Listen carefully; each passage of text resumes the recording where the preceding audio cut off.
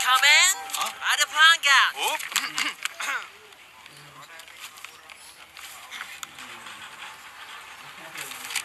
Selamat pagi, Makcik.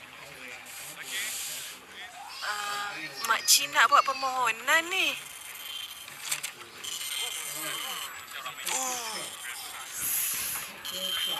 Susah ni. Sebentar, Makcik. Ha.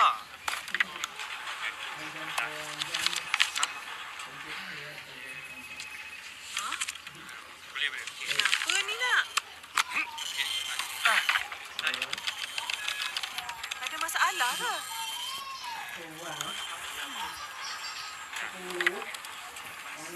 Macam ni lah, Makcik. Kalau ikut hati saya yang mulia ni, saya memang nak tolong, Makcik. Tapi, Makcik kenalah bagi bayaran perkhidmatan. Perkhidmatan apa ni nak? Setahu makcik, tak ada kena bayar apa-apa. Kena, Makcik. Kalau tak lambat ni. Oh, macam tu. Sekarang baru makcik faham. Coming? Bayaran apa ni? Jalankan tugas dengan amanah. Jangan amalkan rasuah.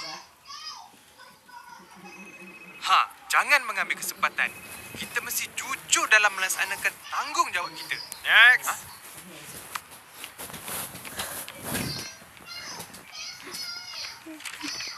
Saya datang nak mohon kerja ni, Cik.